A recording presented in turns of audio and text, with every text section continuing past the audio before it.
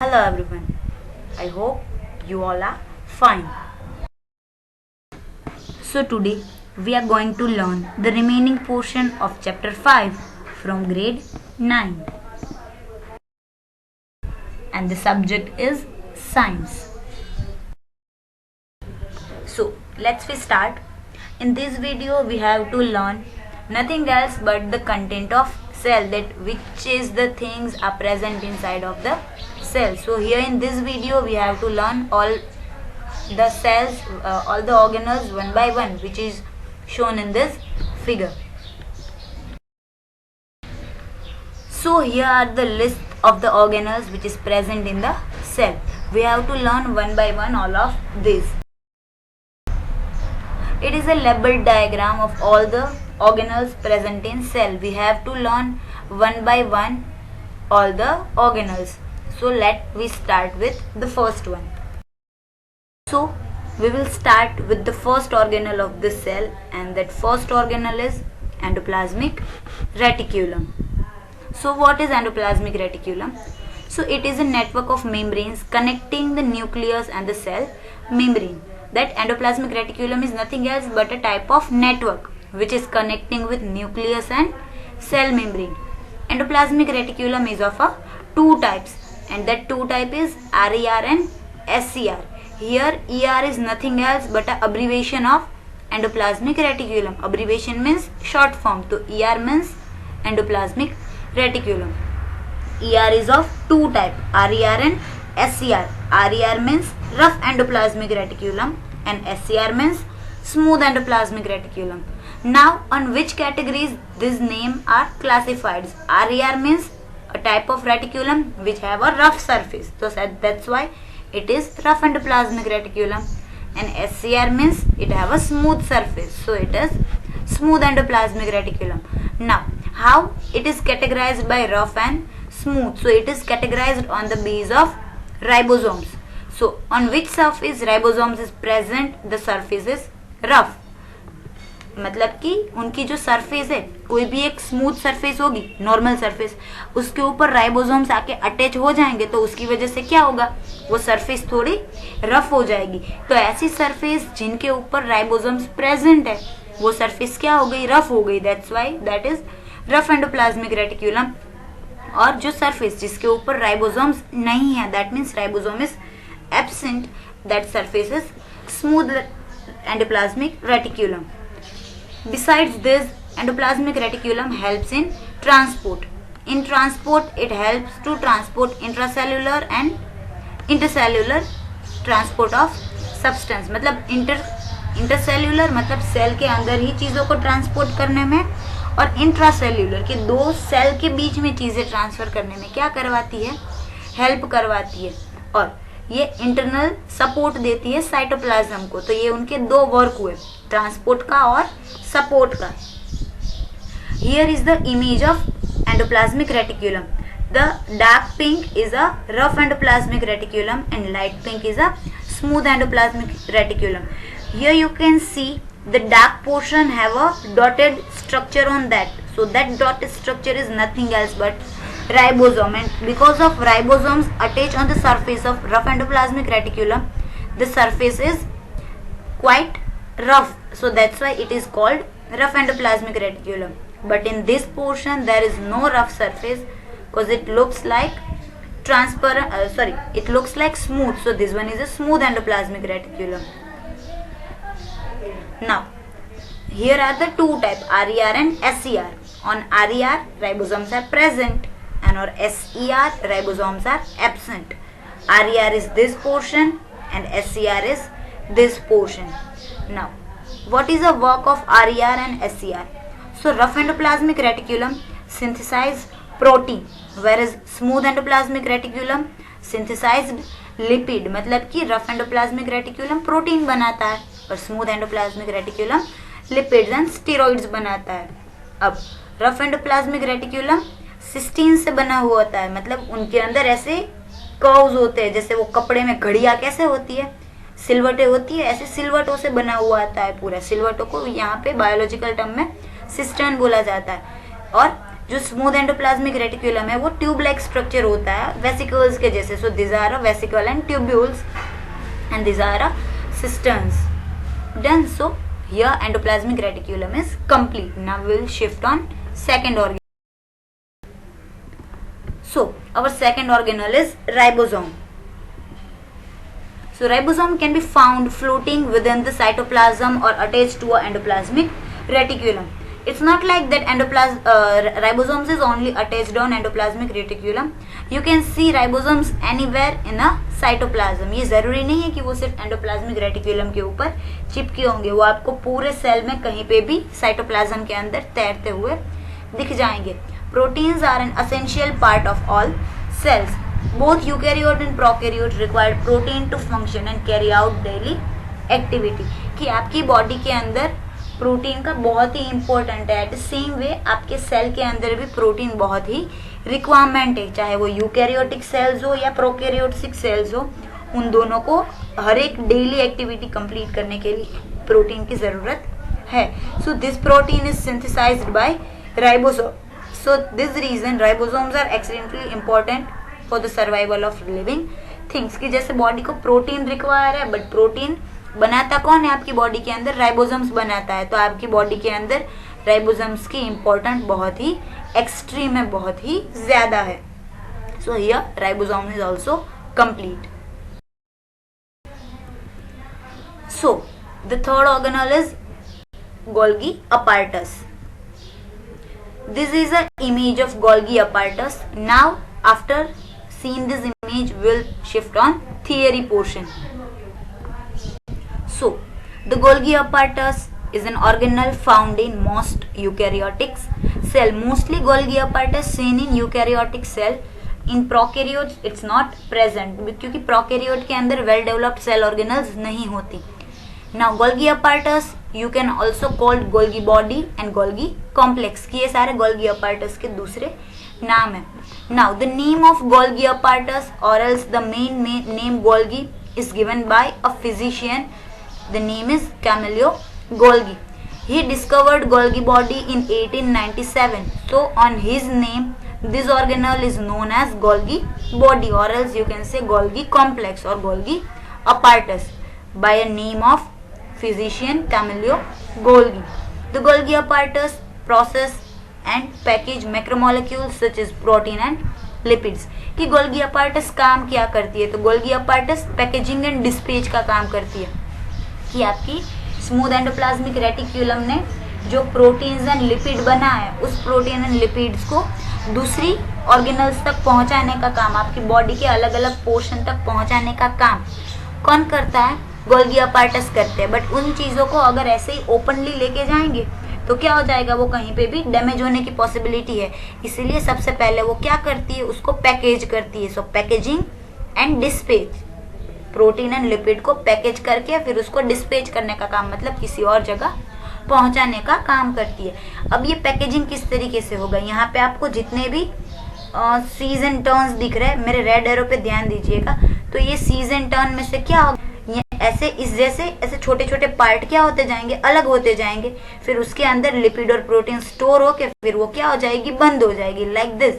फिर ये बंद हुआ हो पोर्शन जिस ऑर्गेनल को लिपिड प्रोटीन की जरूरत है वहां तक पहुंच जाएगा. So this are the work of Golgi apparatus and the main work is packaging and dispatch. So after learning Golgi apparatus, your next organelle is lysosome. So what is lysosome? Here is the image of lysosome. Now we will learn what is lysosome and what is the function of that. So lysosome is known as the suicidal bag of cell. We will learn that why it is known as suicidal bag of cell. But before that you have to learn that lysosome is only present in animal cells. It is not present in plant cell. Now why the name suicidal bag is given to lysosome? तो इसका एक अलग function है कि इसको suicidal bag इसीलिए बोला गया है कि जब भी आपकी बॉडी के अंदर कोई डैमेज सेल हो जाता है या तो आपकी बॉडी में कोई ऐसी डैमेज चीज़ें एंटर करती है जो आपकी बॉडी को हार्म कर सकती है, तो ऐसे टाइम पे लाइसोसोम क्या करेगा? लाइसोसोम के पास इतनी डिटेक्शन स्मेल होती है कि जब भी उसको पता चले कि हाँ भाई बॉडी में ऐसी अनवांटेड चीज़ें आई है तो लाइसोसोम क्या हो जाता है? तुरंत ही उस कंपाउंड के पास पहुंच जाता है और वो खुद क्या हो जाता है, बर्स्ट हो जाता है, मतलब वहां पे जाके वो फट जाता है। अब फटने की वजह से क्या होगा, आपको लाइसोसोम्स के अंदर ये येलो डॉट्स दिख रहे हैं, तो ये येलो डॉट्स क्या है, एंजाइम्स है, और कोई सिंपल एंजाइम्स नहीं, ये डाइजेस्टिव एंजाइम है कि भाई किसी भी चीज को वो क्या करेगा, डाइजेस्ट कर देगा, उसको खत्म कर देगा। तो अब ये लाइसोसोम क्या करेगी कि जो भी अनवांटेड चीज है आपके सेल के पास आई है, वहां पे जाके ये लाइसोसोम क्या हो जाएगा, बर्स्ट हो जाएगा, फूट जाएगा।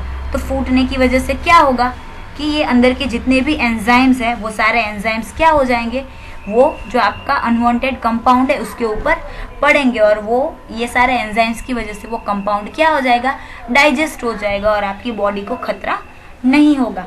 That's why lysosome is known as cleaner and sweeper of cell, की आपकी बॉडी में से अनवांटेड कचरा, जो अनहेल्दी चीजें है, जो डैमेज चीजें है, उसको क्लीन करने का काम करता है, इसीलिए इसको स्वीपर ऑफ सेल भी बोला जाता है। यहाँ पे एक दूसरी इमेज भी दी है उसके स्ट्रक्चर के साथ, ये जो बाहर की है वो फोस्फोलिपिड का बाइलेयर मेम्ब्रेन है और उनके अंदर एंजाइम्स प्रेजेंट है। अब क्या होगा कि जैसे कोई एक कंपाउंड है, उसको क्या करेगा, बहुत सारे राइबोसोम्स आके उसको चारों ओर से घेर लेंगे, क्या हो जाएंगे, लाइसोसोम्स ऑटोमेटिक बर्स्ट हो जाएंगे, तो अंदर के जो कंपोनेंट है वो ऑटोमेटिक डेड हो जाएंगे, डाइजेस्ट होके। So after completing lysosome we will move on mitochondria. Mitochondria is a rod shape double membrane organelle, की ये जो मेम्ब्रेन है वो रोड शेप की मेम्ब्रेन है। Here you can say it one is a rod like shape, कि rod like shape की जो मेम्ब्रेन होती है आपकी, रोड लाइक शेप जो ऑर्गेनल होती है आपकी बॉडी के अंदर, that is nothing else but mitochondria. Mitochondria is also known as powerhouse of the cell, कि माइटोकॉन्ड्रिया को powerhouse of the cell के नाम से भी जाना जाता है। It is because it produced energy for your body, कि ये जो माइटोकॉन्ड्रिया का स्ट्रक्चर आप देख रहे हो, ये माइटोकॉन्ड्रिया का स्ट्रक्चर आपकी बॉडी के लिए एनर्जी जनरेट करता है, इसीलिए उसको पावर हाउस बोला गया है। Now the energy which is produced by mitochondria is in a form of ATP.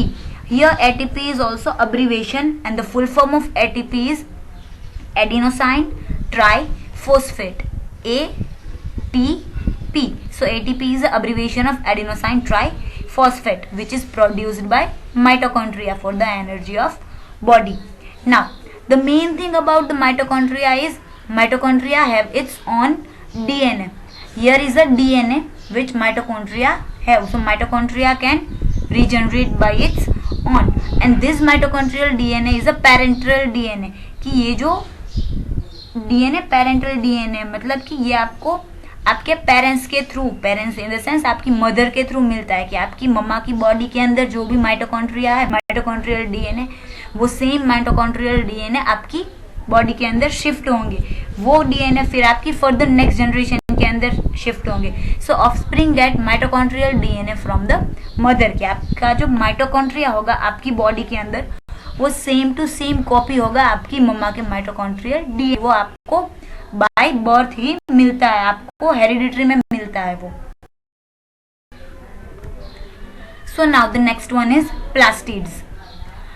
Plastids are the organelle which is present only in plant cell, and they are mainly of two types, and the type is leucoplast and chromoplast. Now what is the word leucoplast and chromoplast means?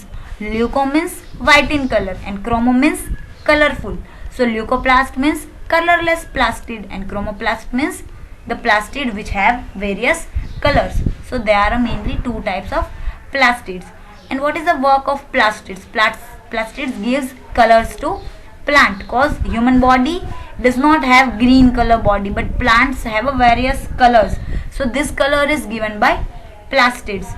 So it's depending on if it's a colorless, then its leucoplast is present, and if the plant and if some have a different color, then chromoplast is present. और अब हम बात करते हैं normal plants की, जो हमें green colour के दिखते हैं, तो ये ग्रीन कलर होता है क्लोरोफिल की वजह से.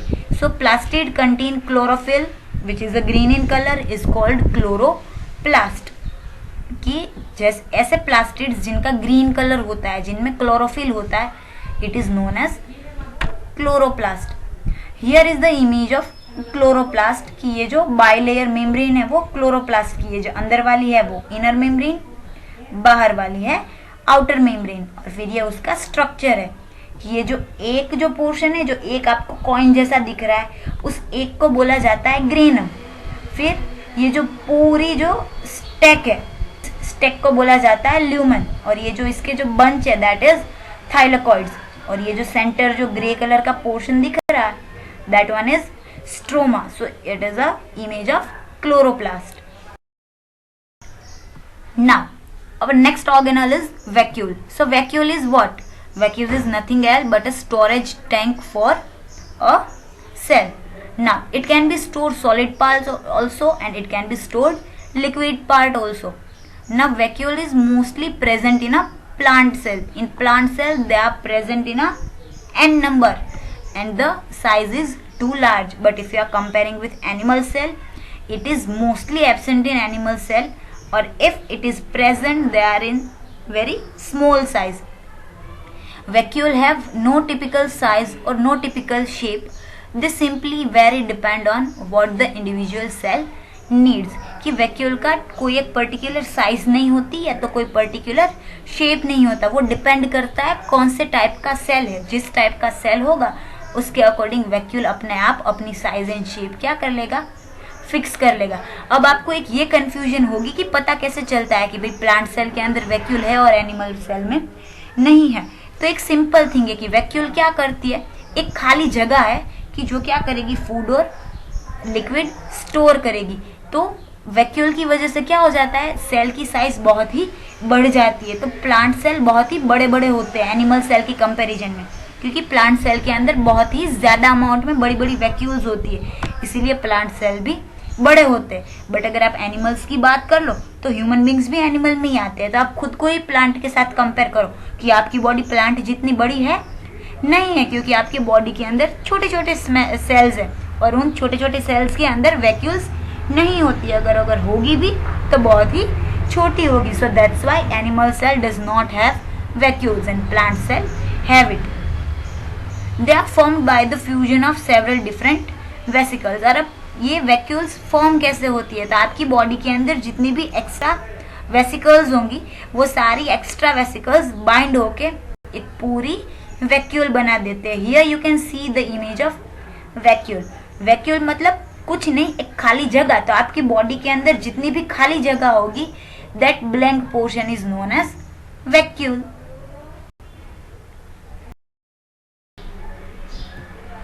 So now the next organelle and the last organelle is centrioles. So here is an image of centrioles. This is a microtubules and from this microtubules centrioles are formed. Centriole is only present in animal cell. In plant cell it is absent. And in animal cell only 2 centrioles are present. And the 2 centriole is enough for it. So now this centrioles when come in picture. So this centrioles come in picture when it is a time of cell division. मतलब जब cell को divide होना होगा तभी centrioles काम में आएगी, तब तक उसका कुछ काम नहीं है। A centriole is a set of microtubules arranged in a specific way. तो अब ये centrioles है क्या, तो ये जो centrioles है वो छोटे छोटे माइक्रोट्यूब्यूल्स का एक ग्रुप है जो एक स्पेसिफिक वे के अंदर क्या हुआ है, अरेंज हुआ है। और ये जो अरेंजमेंट है वो स्पेसिफिक होती है कि इनके अंदर एक माइक्रोट्यूब्यूल के अंदर 9 का ग्रुप होता है। 9 का ग्रुप इन द सेंस आपको ये जो मेरा रेड एरो दिख रहा है ना, that one is a 9 stakes in microtubules. 1 2 3 4 5 6 7 8 and 9. Here is in a 9 group. So this one is the first microtubule and this one is the second microtubule. ये हमेशा 9 की पैर में होगी, तो ये फर्स्ट और ये सेकेंड। और जब सेल डिवीजन की जरूरत होगी तो ये क्या हो जाएगी, सेल डिवीजन में हेल्प करेगी। तो यहाँ पे आपकी सेल की सारी ऑर्गेनल्स खत्म होती है और उसके साथ ही आपका चैप्टर नंबर 5 भी खत्म होता है। So after completing chapter 5 and a 2 video which is in part 1 and part 2, I'll give you a small exercise. Just you have to see this image and you can see various numbers I labeled here. So you just have to note down these all numbers and note down the name, that one is which, second is what organ, which organelle, third is which, fourth is which. तो ये सारे organelles के नाम आपको आपके book के अंदर लिखने हैं, 1 करके ये जो ऑर्गेनल है उसका नाम, 2 करके उसका नाम, 3 करके उसका नाम. मुझे सिर्फ इनकी लेबलिंग चाहिए. So here we are done with our chapter number 5. If you have any doubt, then ask me. Thank you everyone.